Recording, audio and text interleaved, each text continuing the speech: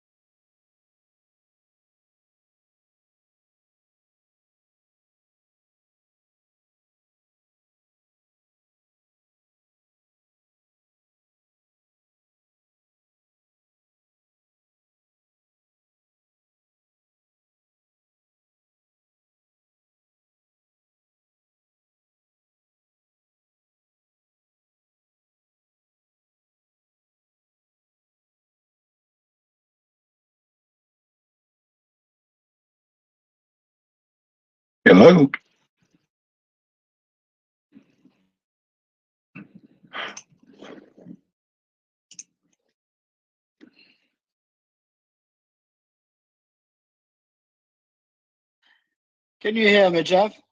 I can hear you now. Yeah.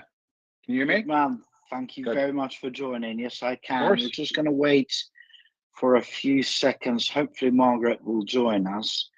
Sure. I hope you can bear with me because I haven't really, at least not on this plan, I haven't really led many Teams calls before on this. Okay. Especially on the webinar side. So I'm a bit rusty, but That's okay. hopefully we can get started pretty soon. What Yep. was your break? Anything nice or interesting, or No, just to be honest, it relaxing was with the family? correct. Yeah, the latter. The latter. How about you? Same here, to be honest with you. Nothing Good. outrageous, just Nice. taking it easy, and that's pretty much it, really. That's all you can do. Indeed. Any stuff now in the new year, or you're just waiting to get started? Well, I've reached out, obviously, to a bunch of folks. Got a couple of things. One with a PE firm, one with a software company, AI software recruitment company. Just Very looking cool. for some help. So, look, I mean, we'll see, right? I mean, nothing is in stone as yet, which is always causing a bit of angst. But there you go. There's Margaret. Well, it takes time. Hi, Margaret. How are you? I'm good, thank you. And you? Not too bad. Margaret, can I ask you a favor? Because I thought I'd preset it so that none of us have video. Okay, good. I don't want a video. But although it would be an absolute pleasure for us to look at you rather than the screen. I don't have the time. Hold on a second. Oh, yeah, camera. 1 second. Yeah. I preset. Oh boy, it just goes to show me and technology. No, I don't want Jesus Christ. Can you see the video now, Jeff? I can see her video. Yeah, all you have to do is the upper right-hand corner. There'll be camera yeah, by no, you got it. You got it. Yeah. Perfect. Oh, dear Lord. Can Margaret, you hear us now, Margaret? Yeah, I could hear you. Yeah. Good stuff. So how about your break? Did you go anywhere? Did you do anything? You talking to me? Yes. Oh, yeah. I mean, I went to, my sister lives in Germany, so I actually went to Berlin first before I went to Poland to see the Christmas markets, which I really like. Oh, and I love the Christmas markets, the mulled wine and the German bratwurst. It was all really, really nice. So yeah, a couple of days in Berlin, and then I went to see my family just for a few days, and I was back on Boxing Day because otherwise I would have eaten way too much. So I came back on Boxing Day. You see, Jeff, when you haven't got kids, you've got time to go and have adventures and travel the world and stuff like that. Don't get me started, mate. Don't get me started. Well, thank you very much to everyone for joining us. This is Startup Talent Q&A. It's our 140th session. You see, it's all started on the 29th of March 2021. We did this via Clubhouse.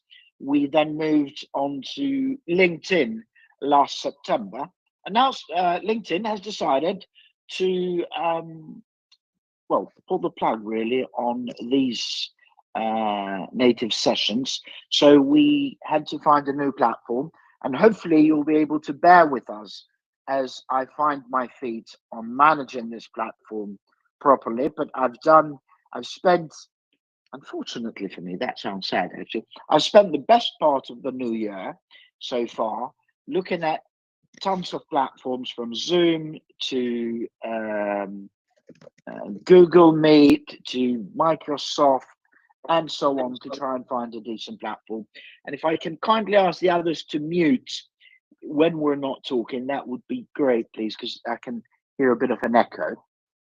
Now, the idea is quite simple. Hopefully, we'll be able to find ways to help startups, again, in whichever platform we use, to go from startup to scale up.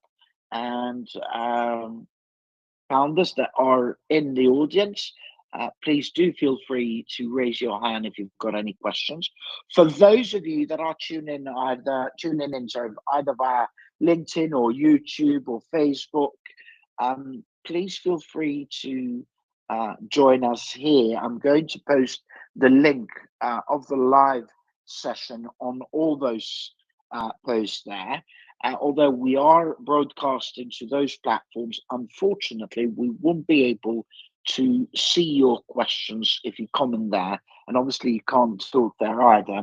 So if you do want to join the interactive session instead and ask us questions, you'll have to click on a link that I'm going to post there now for you to join us here on Microsoft Teams. Nevertheless, some quick introductions. My name's Anton Cole. I'm an Albanian in London. I work with startups normally when they get investment. I embed within their teams and help them hire and keep the right people. I also do some growth advisory work with a few other startups. And lately, especially, I've been helping some angels and family offices with their due diligence and assessments. We'll go to the introductions of our team today, the panelists here, the experts. But just a quick reminder, the way this runs is we'll go through introductions.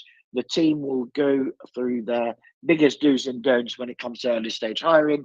We'll then go through questions, either live questions here, or perhaps we can also touch on some questions that were sent in to us from our listeners who aren't here right now, but they will listen to the recording. By the way, this is recorded.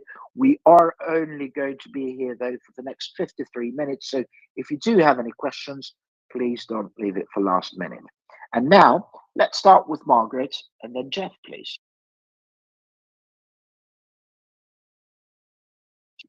Hi everyone, my name is Margaret Buj. I have been working in the talent acquisition space for close to 20 years actually. I've recruited for tech companies throughout that time, both startups, Series A, B, C, and D, and also large tech companies such as Expedia or VMware. During that time, I've recruited across all different functions, all the different corporate functions and engineering across Europe, a little bit in the Middle East, a little bit in the States and in Latin America as well. Apart from that, I do a lot of interview training and coaching, and happy to help with anything related to hiring, training and interviewing. Thank you very much, Margaret. Yes. Thank you very much. My name is Jeff Wellstead. I'm an American living just outside London. I have been I've got a very long career in HR, about 35 years these days. I can't believe it's been crept up on me so quick. First half of which I spent with big multinationals. But when I came over here last, 20 years, I've been focused entirely on fast growth tech and biotech companies, and really any kind of tech, frankly, that's going to kind of make the world a better place. And I do work that's very, very similar to what Anton described in terms of building out people strategy and HR functions from scratch, typically for nicely funded startups that are looking to grow and expand globally. And I basically make sure that all of those people components are in place so that they, because I happen to think, and I think a lot of people would agree, the people side of the equation is really just so mission critical to the success of a business. I'm also enamored with human resource technology, specifically the use of AI. Within the HR realm, because I think there is such a profound use case for us all to explore. Number one, to make our jobs and lives a lot easier and much less administrative, compliance and governance oriented, and to really kind of raise the bar and help us become a much more strategic function in the business. So yeah, really happy to be here. Thank you.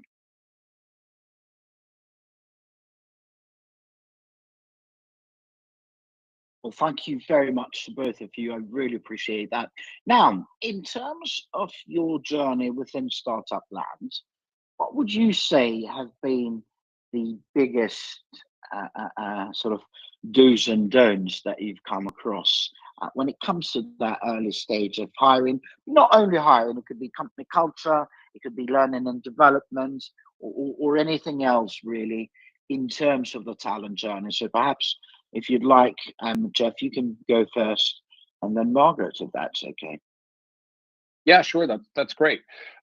So my biggest do is, and we talk about this a lot, I feel like I repeat myself almost every time, but is to formulate a cross-functional, kind of coalition of players who are looking across things like internal operations, looking across finance in particular, the CEO and whatever other kind of C-suite, along with sort of the HR person, and to basically come together to understand, what does this company do? Why is it important?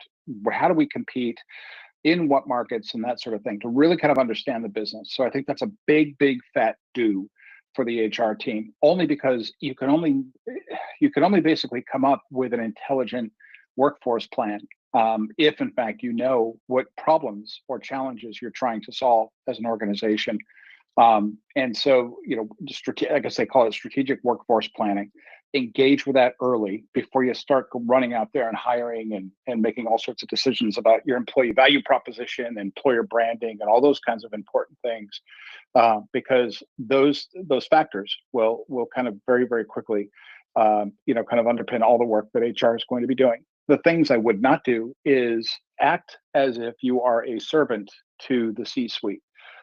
You are an integral member of that team, of that boardroom.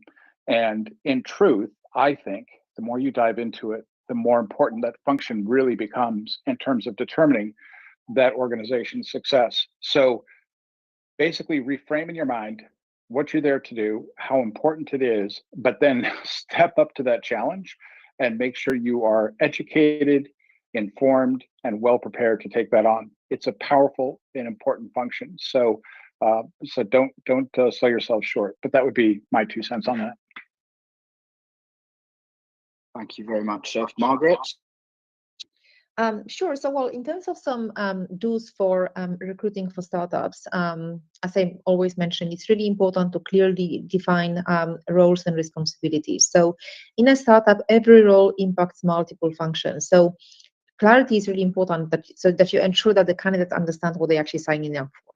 So that will be one thing. Like, be very clear about what is that you need this person to do, and even when you create a job description, like, go beyond listing tasks. Include key deliverables for the first 3 to 6 months. Require technical and soft skills, and also your company's mission and how this role contributes to it. I would also say hire for cultural fit and potential. Startups obviously evolve rapidly, so you really need people who are adaptable, who are willing to learn, and who are aligned with the mission of your company. So how do you do that?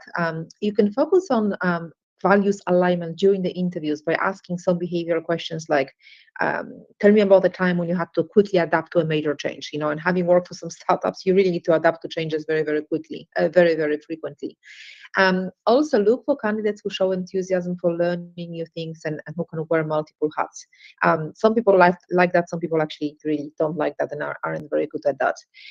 And also, don't dismiss candidates who lack all the technical skills, but they demonstrate a strong capacity for growth. So, obviously depending on the position, but sometimes if you are a startup, instead of insisting on experience with a specific technology stack, perhaps prioritize candidates with strong problem-solving skills and just proven ability to learn new technologies quickly, and also use personal networks to hire people. So in the startups I've worked for, like, really so many of these hires came through the personal networks of not just the CEO of the company, but the current employees. So encourage employees to refer candidates by offering referral bonuses, ideally, or recognition at the very least. And also tap into your extended network, like LinkedIn, alumni groups, and industry meetups to source potential candidates. In the companies I've worked for, often hiring managers would ask their investors or advisors if they know of someone with experience. Like, let's say you're a sales manager, maybe ask for investors or advisors if they know of someone with experience scaling sales in a similar market, because often they will come up with some good recommendations. And just quickly about the don'ts. So don't compromise on any kind of core values, because if you have someone who doesn't align with your core values, that can really disrupt the team dynamics and also hinder the long-term success of your company. So during the interviews, you can assess the cultural fit or cultural add by asking questions like, how do you handle feedback? Or what motivates you to stay engaged during tough times? And even if a candidate has like a really good CV, really impressive track record, if they show signs of being overly rigid or unwilling to collaborate, they really probably will not be a good fit for a fast-moving startup environment. And just the last one, because I realized, don't overpromise. Like, be very upfront about challenges, because that builds trust. And overpromising creates unrealistic expectations and leads to disengagement. So to avoid that, be very honest about your current stage, about funding, about growth prospects. So share the exciting opportunities, but also mention the hard work and ambiguity that's involved in a startup life. So, for example, instead of saying we're going to be the next unicorn in a year, you can say, we're growing fast and we have ambitious goals, but there are still many unknowns that we need to tackle, because that's how we will then attract candidates who are, they know what they're getting into. I have more, but I think that's a long enough answer. So. No, that's good enough. Thank you very much for that, Margaret. Really appreciate it. Sorry, I thought somebody spoke. It must be the echo. If you don't mind muting after you've spoken, that would be great. I don't know why this echoing is going on, but nevertheless, I guess a quick reset of the room before we start taking some questions. This is Startup Talent Q&A. It's our 140th session. We've had over 270 or around 270,000 people that have joined us so far, as we've held over 1,500 founders since we started. We currently run 6 sessions. We run 4 of those every week. So Monday's talent, Tuesday's product and tech, Wednesday's growth, and Thursday's fundraising. They're all from 12 to 1 p.m. UK time. And for now, they'll be here on Microsoft Teams audio only. We've also recently added 2 monthly sessions. Second Friday of every month, we'll do a startup legal Q&A with some startup lawyers. And third Friday of every month, we'll do a startup finances Q&A with fractional CFOs, other financial people within startups. And then after the end of the year, because for those of you that know, the deadlines for tax returns are 31st of January. So after that, we'll, in the future months, basically, we'll have, as well as CFOs and other finance specialists, we'll hopefully have some startup accountants and also startup tax experts to join us in these sessions. For those of you that are tuning in via any of the other sessions, whether it's any of the other platforms, whether it is via YouTube, Facebook, or LinkedIn, please be aware that unfortunately we are unable to monitor your questions there. So you would need to join us via you would need to join us here on Microsoft Teams. Otherwise, we can't hear you. But we've also got a website where we post all future sessions, which is StartUp2ScaleUp.club. If you look there for the events, you'll be able to to register for any future session. Now, I don't know if my team can see, but I've posted a link on to the chat room here. Not a link, sorry, what am I saying? I posted a question that was sent to us in the chat. So if you'd like to have a look, Margaret and Jeff, that would be great. But I'll read it out for those listening. So, as the founder of a pre-seed agri-tech startup in Inverness, developing software for real-time weather tracking to support small-scale farmers, I'm struggling to manage our remote team's productivity and engagement without a formal HR structure. Given that our team is dispersed across different rural regions in the UK, how can we build a remote work strategy that ensures accountability and consistent communication without costly tools? Plus, what low-cost approaches could help foster a cohesive culture across locations to keep our team motivated? Would you like to go first, Jeff? Can you hear me? Yeah, it's funny. It works a lot better when you click the mic button. Would be happy to kind of give this a shout. Look, this is really important, and it is plaguing or concerning a lot of small company founders. This whole issue of working in a hybrid fashion or a fully remote fashion. Having said that, it's also extraordinarily enticing and a great way, frankly, to open up your talent pools and getting people from all over the place to ultimately come and help your company. So there are a lot of advantages to it as well. But this person brings up an extraordinarily important detail, which is, how is it we can, as founders, as people who are paying paychecks, how can we ensure people are doing the work that they need to do? And importantly, how can we create a culture, or at least preserve the culture that we want to preserve as we grow and scale this organization on a hybrid or remote basis? And I hear that a lot. I would always argue you kind of start with building a culture, and what I'm saying is literally with the intention of understanding who it is you are, what it is you do, and how it is you want to deliver your gift to the world. You need to kind of start writing this stuff down. It sounds wishy-washy. It sounds woolly. It sounds a little snowflakey. It's not, right?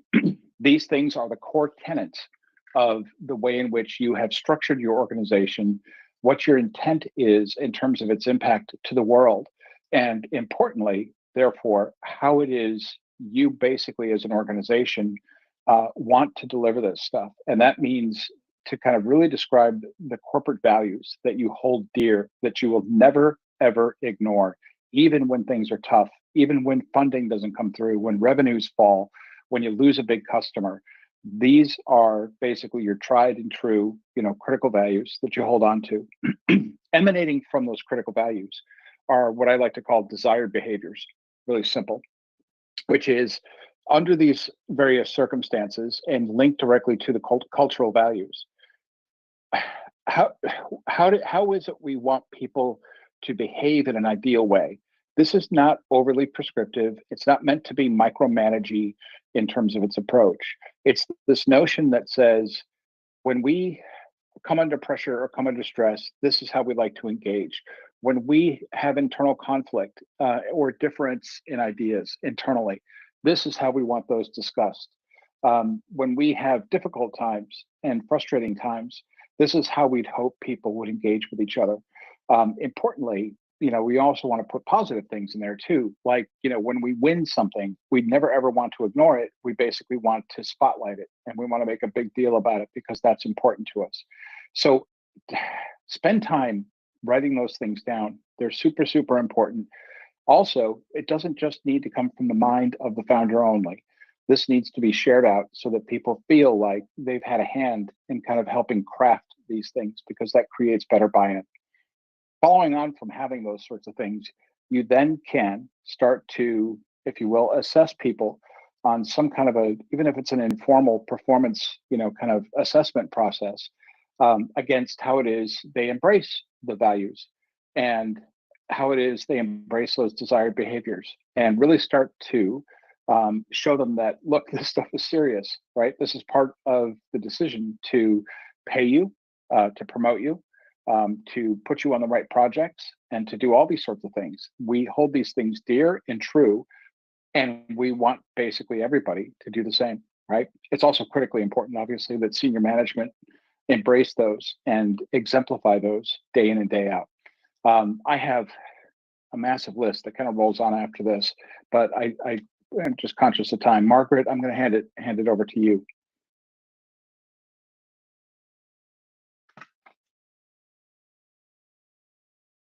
Thank you, Jeff. Yes, please, Margaret, whenever you're ready.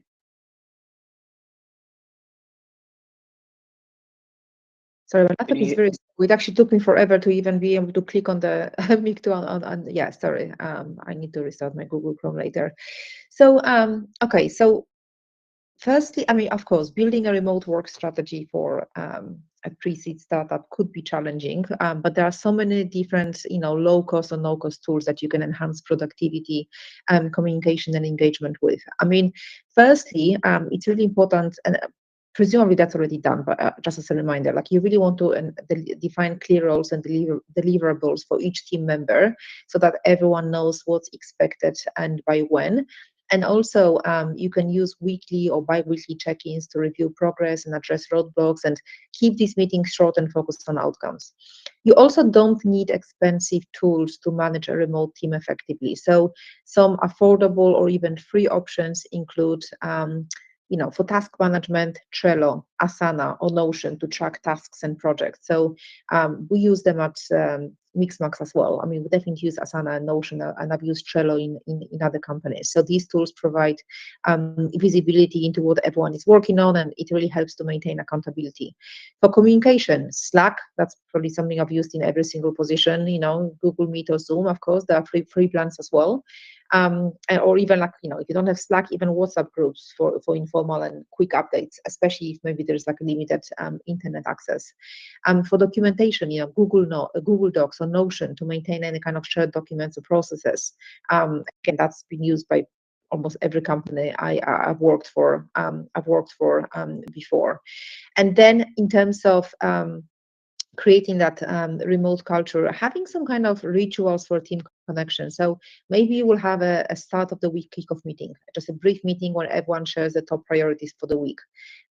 Maybe have like an end of the week wins, so encourage, that doesn't have to be a meeting, could be done on Slack. We actually do it on Slack at Mixmax. So encourage team members to share one achievement or learning from the week in a group chat or email or on Slack. You can also have some virtual coffee breaks. So you can schedule optional, kind of casual 15 minutes virtual hangouts to help the team bond. We use Donut for that, which is which is part of Slack. I mean, or it's integrated with Slack. I'm not sure, but it's called Donut, DONUT. It's really great for those virtual hangouts.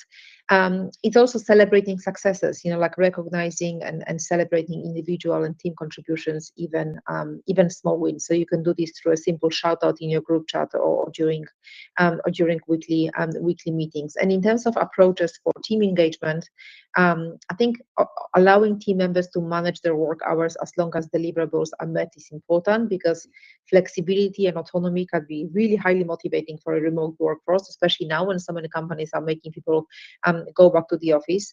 Any kind of professional development opportunities. So can you potentially provide access to free or very low cost learning opportunities like, Coursera or Udemy, or I don't know, maybe there are some YouTube channels focused on agri-tech or software development. And then you can also encourage team members present on topics they're actually passionate about. So we used to have these lunch and learn sessions in one of my previous companies. That obviously could be done virtually as well.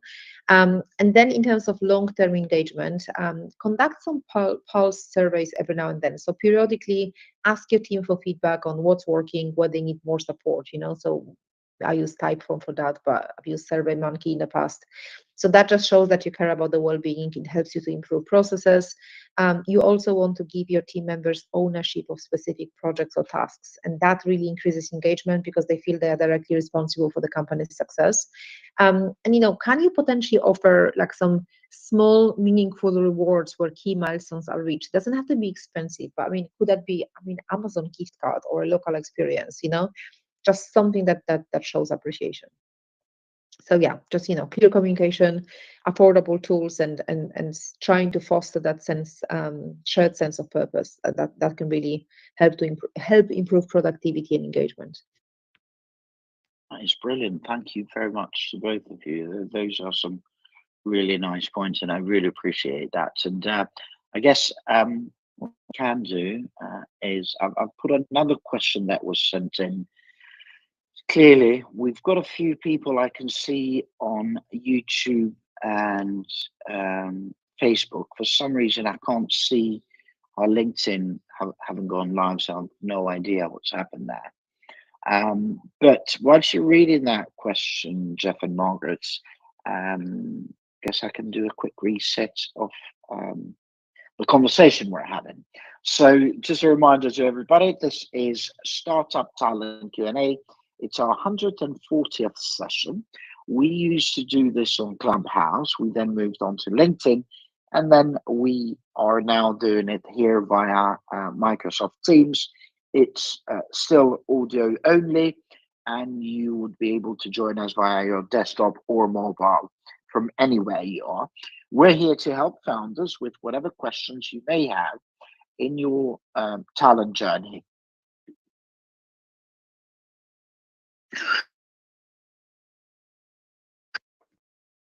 I'm sorry, I had to sneeze badly. So can you hear me now? Yep. Yeah. So the idea is that we are, and I'm sorry, Margaret, I think you are still unmuted. It's creating a bit of an echo. Thank you very much. So we're here to help founders with whatever questions you may have on your talent journey, whether you want to know how and where to find the right people, or perhaps how to interview somebody, how to test certain people, what to do in terms of their learning and development, and anything basically to do with startup HR. This is the place to be. If you are tuning in either any of the other platforms where we're live streaming now, whether it's YouTube, Facebook, I think LinkedIn, hopefully we're live there as well. Whichever of those, please be aware that unfortunately we're unable to monitor your questions there. So you would have to join us live here at Microsoft Teams. There's a link under each of those streams where you can click and join us here live.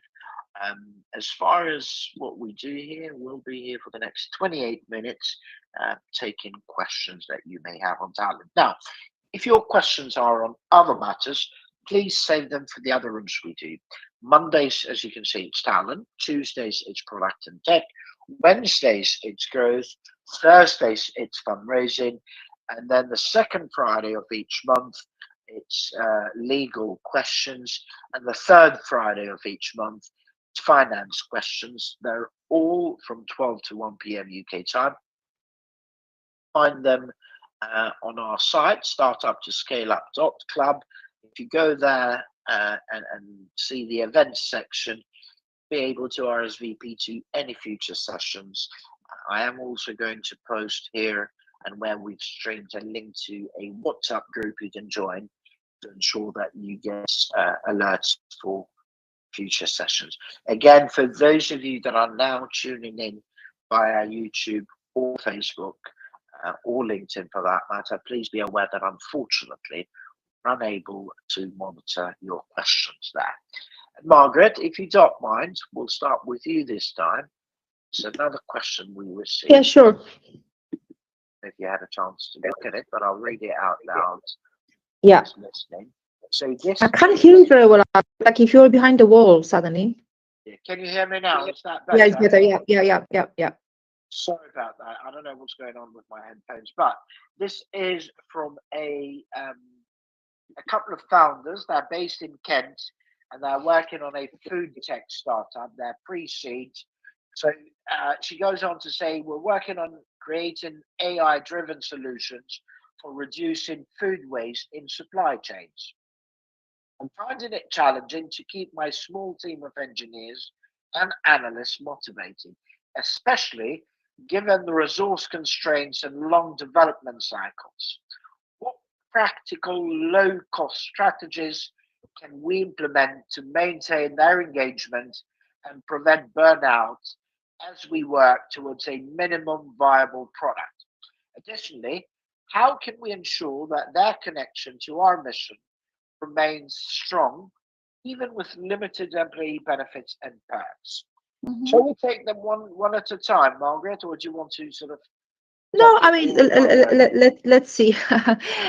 Okay, so he mentioned, he or she mentioned the mission and staying connected to the mission. So perhaps you need to strengthen that connection to the mission and really showcase the real world impact. So I think people stay motivated when they feel that their work matters, so reinforcing how their efforts directly contribute to reducing food waste, that can keep that mission top of mind. So I'm not sure if that person does it right now, but you can share industry news. You can share, case studies or real world stories about the problems that you're solving. So maybe like how food waste affects farmers, suppliers, and communities. Potentially, you can bring in some guest speakers from maybe like from sustainability organizations or food supply chains to talk about the broader impact of reducing food waste. You can highlight milestones, even small milestones that show progress towards your minimal, viable proposition and how it will make a difference. So when people feel ownership, and like also, when people feel ownership of the company's direction, they stay more engaged. So can you potentially schedule some occasional brainstorming session where the team can suggest ideas for product development on new features? Can you ask for their input on key decisions, like, which features to prioritize, for example? And in terms of how you keep them energized during long development cycles, I can completely understand that, because long development cycles definitely can feel draining if there's no tangible progress. However, you can break down the roadmap into smaller achievable goals to keep the momentum high. So you can, potentially you can set some micro goals for each sprint. And I mean, I'm just presuming that they're working, in an agile way, but yeah, setting micro goals for each sprint. So maybe completing a specific algorithm or running a successful test. Can you celebrate each small win, even like a shout out in a team meeting or a quick thank you email? Can you use some visual progress trackers? Even I mean, it could be as simple as a shared Trello board, or Kanban chart, to show how far you come. And maybe even like, every month or two, like give them some reset days, like maybe offer them like a reset day every month or two, and people can work on something different, because when you work on the same stuff over and over again, that can honestly feel like, obviously I'm not an engineer, but every now and then I work on something the same and I'm bored as well. So yeah, like maybe give them like reset days every month or two, where where team members can work on something different. Maybe it's learning a new skill, maybe it's exploring a personal project, or simply taking a break from the core task. So what was the second part of the question? Just look at that. Okay, maintain the engagement. Okay.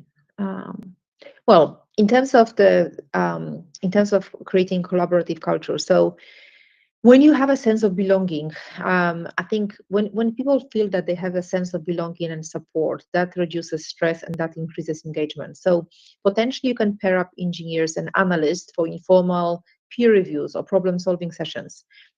Maybe you can implement a buddy system where team members check in on each other, just on each other's well-being and progress. Also, knowledge sharing. So I did that once. I can't remember which company it was. I think actually at Yieldify. So we used to have these regular informal lunch and learn sessions, where people can present what they're working on or share something that they've learned. So you obviously want to rotate the presenter role to ensure that everyone gets a chance to contribute, but that can also help with engagement. And what's important, like in general, I think, is to provide autonomy and opportunities for growth. So whenever you can offer any kind of skill development opportunities, that can help people stay motivated as well. So maybe just encourage your engineers, well, not just engineers, but team members, to spend a few hours each month on professional development. So whether it's online courses or webinars or reading. If you have any kind of budget, maybe you can reimburse some small learning expenses, like a Udemy course. I think they're very inexpensive, or any kind of access to technical resources. And ownership is important as well. So when you can assign ownership of specific features or tasks to individual team members, when you give them the freedom to make decisions or drive progress, that can keep people engaged. And then recognize their ownership by giving them credit during any kind of updates or presentations. And there are also like low cost perks that matter. So flexible work arrangement, if you don't have that already. For many people, flexibility can be as important as the salary. So maybe allowing flexible working hours, as long as people do what they meant to be doing. On offering remote or hybrid work options, which can reduce commuting time. And appreciation, that's obviously important as well. So maybe even having like a simple recognition program where people can nominate each other for going above and beyond, and just like really thanking people for their efforts. So yeah, I think that's all that comes to. Actually, maybe just one idea, like I mentioned, that kind of low cost motivation, in action. So like, let's say, what it can actually look like. So let's say your team just completed the major algorithm that will be a core part of your MVP, but you're feeling drained, but they feeling drained from long hours spent debugging. So you can celebrate the milestones with something simple, like a low cost gesture, like sending out e-gift cards for coffee or Amazon, or organizing a virtual team lunch. Maybe you can offer them like a reset afternoon where they can just step away from work early and recharge. And then during the next team meeting, you can highlight how this algorithm will reduce food waste in supply chains, and share a real world story on how it could impact small farmers. So something like that. Hope it helps. Very much for that, Margaret. That's some brilliant points there. Jeff, what's your thoughts on this? I think that we need to promote Margaret and get Margaret to write a book for us all. That was absolutely beautiful. Absolutely. Yeah, and it was incredible. So look, I mean, very much along the same lines. Excuse me, guys. Very much along the same lines. I think I would just kind of put this slightly differently, and it's going to be a much shorter response because, frankly, Margaret just absolutely crushed it in terms of pulling up all of those things. It's hard, right? I mean, when you're not able to pay people, what would otherwise be considered a good, strong, kind of like, decent wage, for the work that they're producing, and it's all pre-seed, so you don't have the money. So the question then begs, how is it you're going to, possibly kind of like entice people over? And you're going to get people in all sorts of different sorts of situations because look, some people can't necessarily, feed the family, if you will, pay the mortgage and pay their car payments and stuff like that with a hope and a prayer and kind of being connected to a big mission.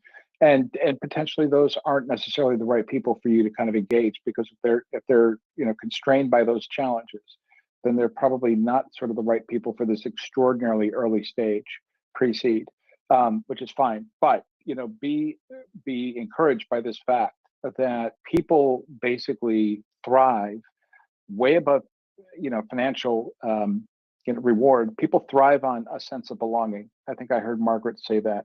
They get excited and very, very attuned to being part of a mission and having a stronger, broader sense of purpose that is going to basically make the world a better place. They love to understand what impact they're going to have in terms of that mission and sense of purpose. They want to see progress, right? They want to see sort of a continuous, kind of march. And in early days, it's exciting because progress can be big. It can be exciting, and to celebrate those markers along the way is super, super important as well. So progress is key. Talk about it a lot. Communication is essential, and as a founder, you owe that to your people. If you can't pay them a big, a decent wage for the moment, they need to kind of feed off of something. They need to be kind of I don't know, kind of set a flame in terms of their mind's eye about what is it we're doing here? Why does it matter? Where are we actually making headway? Where are we still struggling? What is the bigger picture?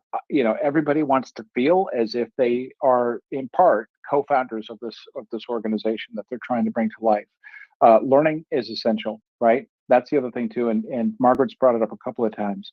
Coursera, Udemy for Business, and a couple of others. There's a load of other kind of like online sites. The courses are terrific, and they're taught by leading universities and leading corporations, and they will probably cost you anywhere between $30 and $60 to send somebody on a course that might be, kind of delivered over the course of say 6 to 8 weeks. And they're excellent courses. And you get certified, and you get to post that on your LinkedIn, that you've got that under your belt. That's a huge perk. And it's basically one that actually feeds right back into your organization, which is great. And then, through all these activities, make sure that you're creating a collective sense of commitment and hold one another accountable, for the things that they said they were going to deliver to in a positive way, and really help encourage people going through stuff. You see this, behavior a lot. I mean, those horrific fires out in the Los Angeles area. Watching how that community has come together to support the people who have lost, in essence, everything is tear-jerking. And it just is testament to the fact that we as a tribe really thrive on helping other people and seeing people lifted back up again, in the toughest of times. You need to kind of make sure that you tap into that kind of mentality when you're doing things like, creating, an exciting system to help manage irrigation systems for farming. Farming is becoming, hypercritical in terms of being able to feed our populations. A lot of us take it for granted walking through grocery stores and so forth, but they're, across the world, it is a big, big issue. And there's a lot of have-nots out there. And so if you guys basically can bring some magic to that world and then extend that globally, you could be saving hundreds of thousands of lives. And we're going to need that help. I fear some very tough times from an agricultural perspective are coming. So you guys have no small part to play.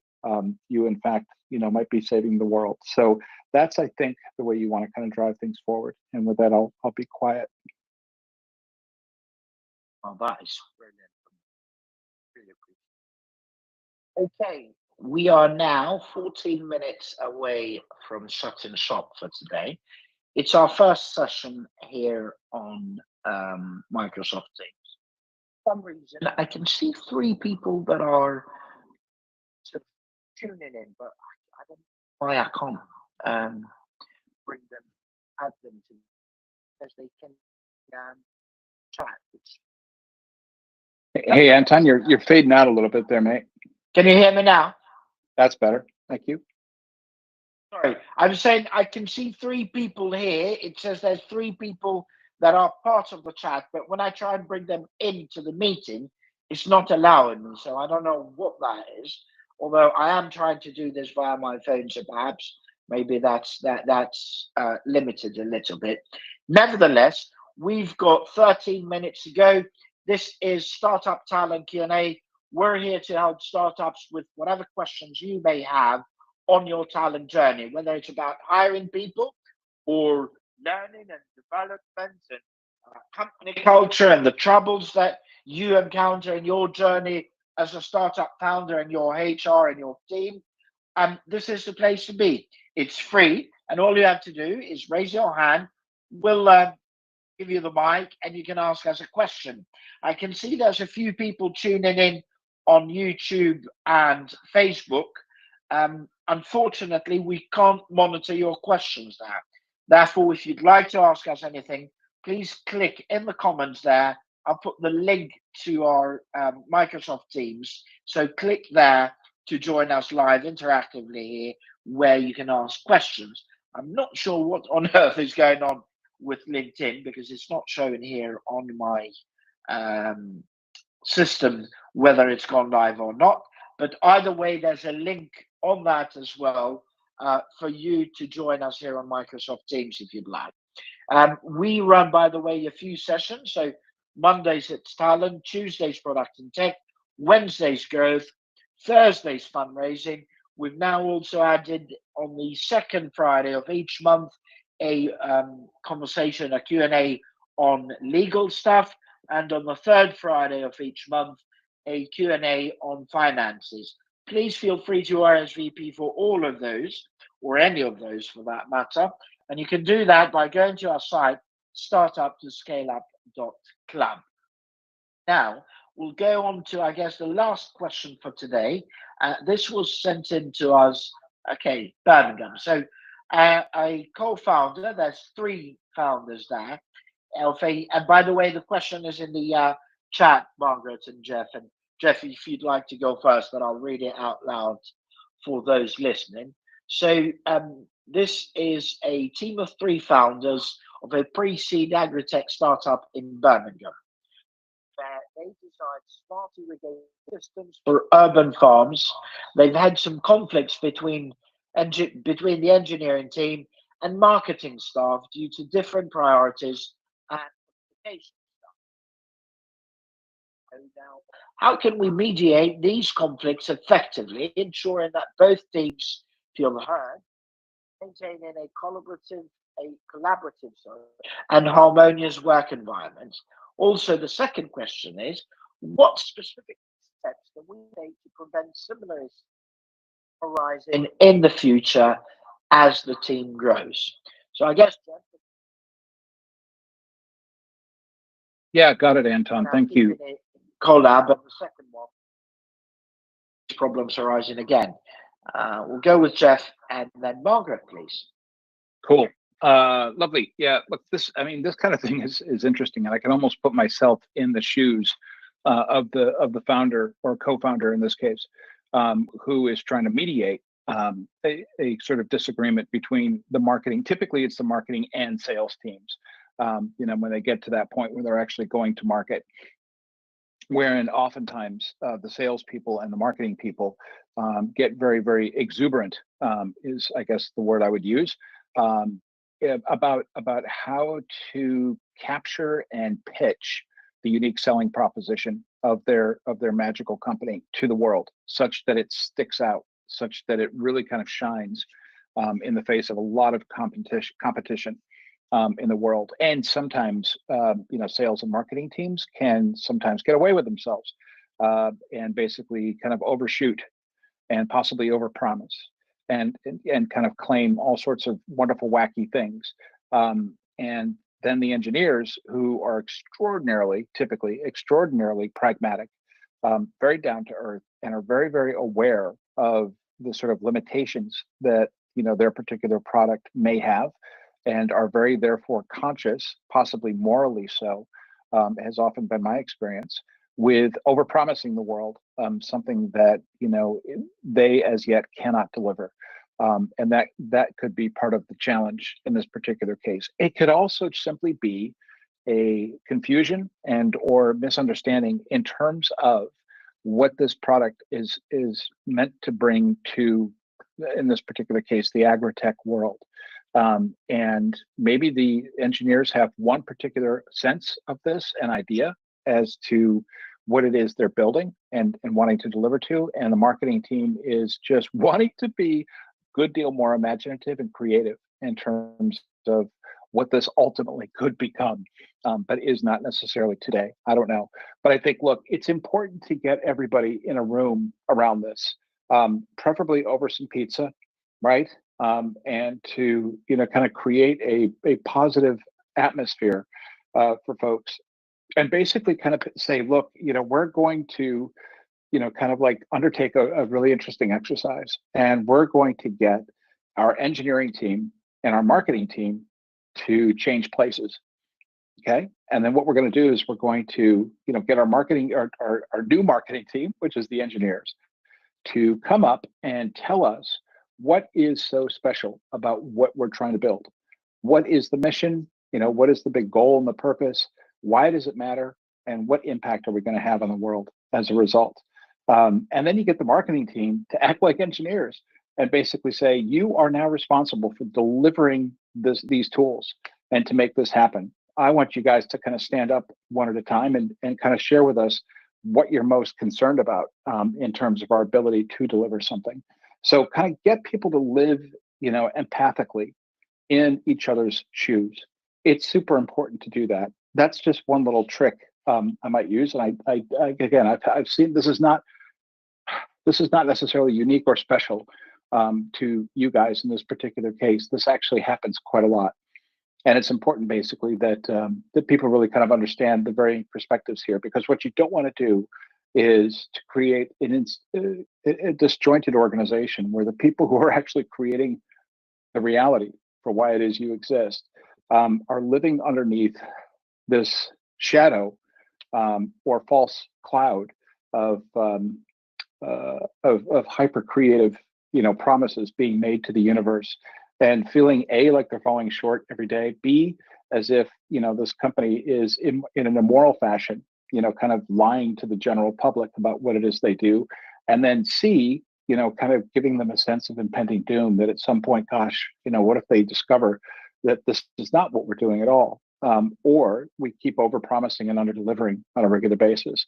That's not going to reflect well on us at all. And, we're not going to stand for it. And then you're going to have all sorts of issues. You're going to have people resigning. You're going to have people basically, giving up, quiet quitting at their desks, and all sorts of things.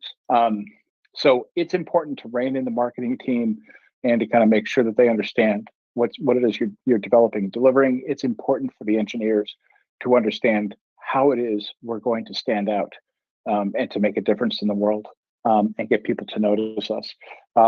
So that's all I would say as an offering.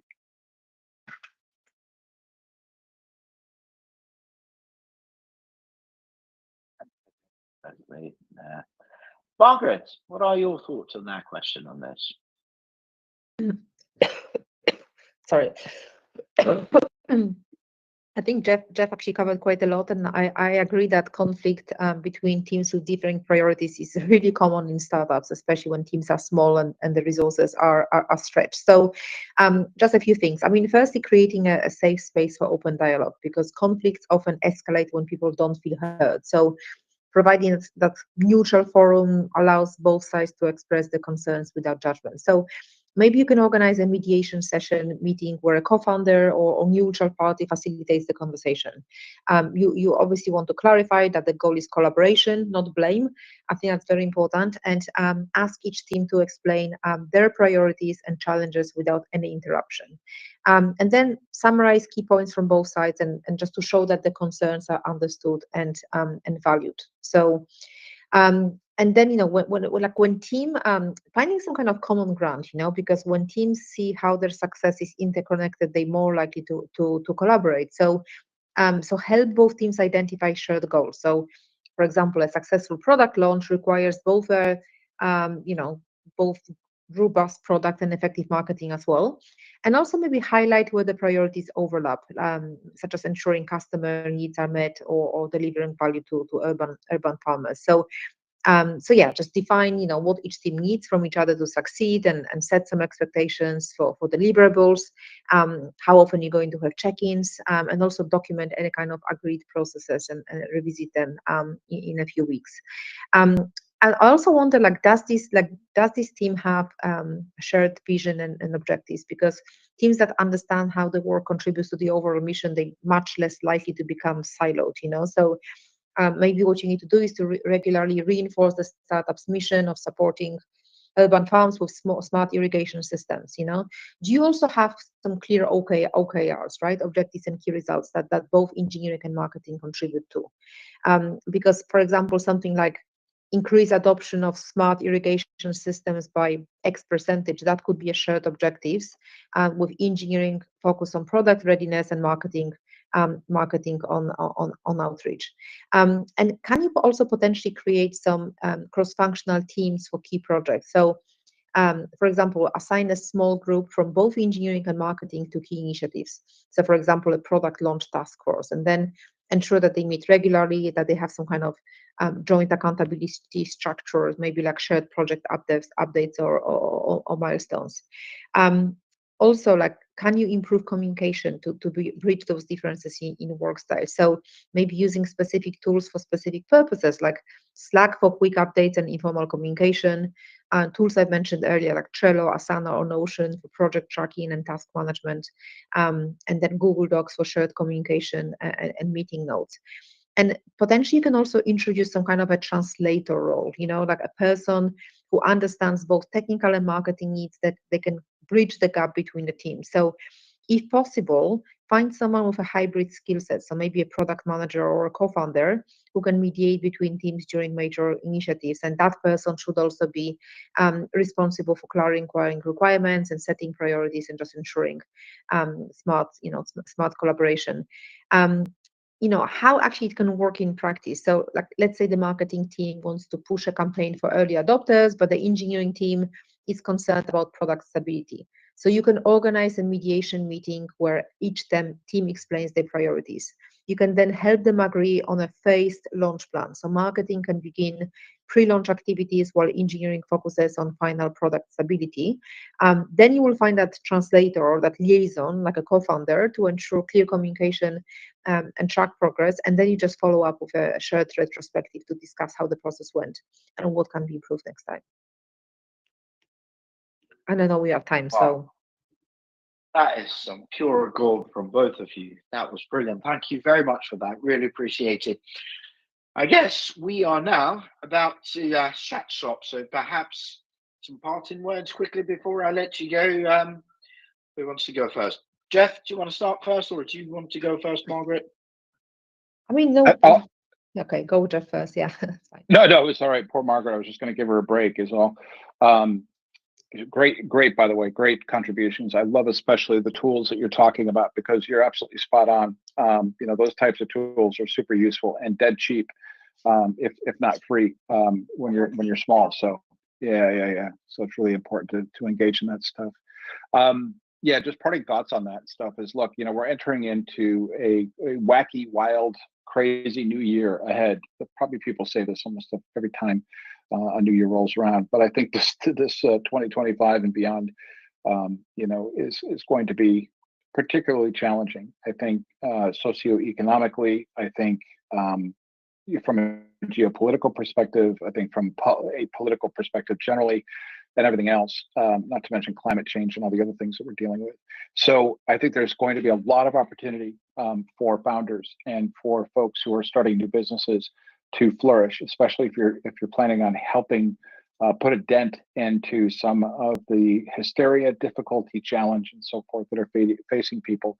So don't shy away from that challenge. Embrace it. In terms of solving for talent challenges, people like myself, like Anton, like Margaret are here for you, and we are not extortionately priced. We are people of great value. I think when it comes to all the scar tissue that we've developed over the course of time and all the learnings that we can probably bring to the table, and that's not an advertisement necessarily for our services, but what I'm saying is don't shy away from talent challenges, and make sure that you reach out to your broader network of people who basically can kind of help you not just survive those challenges, but hopefully thrive as a result of them. Just last minute thoughts otherwise are, make sure that that you are staying abreast of and continuously engaging in programs like the ones, the startup ScaleUp programs that Anton is bringing to the table here. These are super important, and you're getting some good, solid, honest, and powerful advice from folks in all different realms and aspects of running a business. So definitely partake in it. It's well worth it, and that's about it. Thank you. So, well, thank you everyone for joining. So, can you hear me, Margaret? Yeah, can you hear me? Good stuff. Yes, go ahead. Okay, great. No, thank you everyone for sending questions today. Maybe it would be good if people were here live, because we can always ask some additional questions, but there were some good questions today. But building a startup is not just about solving problems. It's about persistence, adaptability, and leading with purpose. So whether you're figuring out how to hire your first engineer, or mediate team conflicts, or just keep everyone motivated with limited resources, just remember that it's a small, consistent actions that build great companies. So focus on creating that trust, collaboration, and staying true to your mission. And most importantly, take care of your team, because they're your greatest asset. So yeah, just best of luck to everyone as you grow your ventures, and look forward to next week, or whenever I'm joining next. I think it's in 2 weeks, actually. Thank you. Thank you very much, Margaret. A couple of things before my parting words. Number one, I really like Jeff's point there about reaching out to the panelists that join these Q&As. These are people are some of the top people in our startup industry. There's nothing wrong, Jeff, with sort of advertising in the sense that, you need to put food on the table like everybody else in the world. Therefore, you're doing this for free, unlike most other people out there. So there's nothing wrong if founders need extra help, sort of more in terms of kind of a day here or a day there, for them to pay for your services. So please do feel free to reach out. Not all our panelists have got that sort of model. Some of them work for larger organizations or even other startups, and may not always be able to offer that kind of help. But the ones that do, feel free to reach out to them, because literally they are some of the top people in our startup ecosystem. Now, as far as the questions that were sent in, we've received a ton of questions since we took our break in December. Unfortunately, I think it's kind of my fault as to why we didn't have live ones. We only had 2 people that turned up and came in. Then there were 4 other people that I saw, but for some reason I just couldn't bring them in. And most importantly, it took me quite a while to come up with the right platform. Mind you, I'm still learning for us to do this, since LinkedIn disabled, or let's say pulled the plug in terms of hosting events there natively. So apologies for that. As far as the questions, we didn't take them chronologically. I tried to get some questions that covered a few topics rather than just one. But if you do want to ask us questions, please do join us live from tomorrow and onwards. I think we will be in a better position now, because you'll be able to join us live and register. The registration is really, really simple and quick. All we're looking for is your name, email address, LinkedIn profile. And if you want, you can add other stuff, but at least we know who's who and who's joining us. Now, for those of you that have tuned in and listened to us today via Facebook or YouTube or LinkedIn, if we manage to go live, next time, please join us live here on Microsoft Teams. You can do that via StartUp to ScaleUp.club and just RSVP for whichever session you want. In terms of sessions, we run 6: Monday's Talent, Tuesday's Product and Tech, Wednesday's Growth, and Thursday's Fundraising. And then also the second Friday of each month, we do a legal Q&A. And the third Friday of each month, we do a finances Q&A. They're all from 12 to 1 p.m. UK time. And they're all amazing, thanks to people like Margaret and Jeff.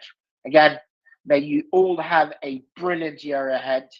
May 2025 be your best year yet. And may we all do it together. Thank you. God bless you all. Bye-bye.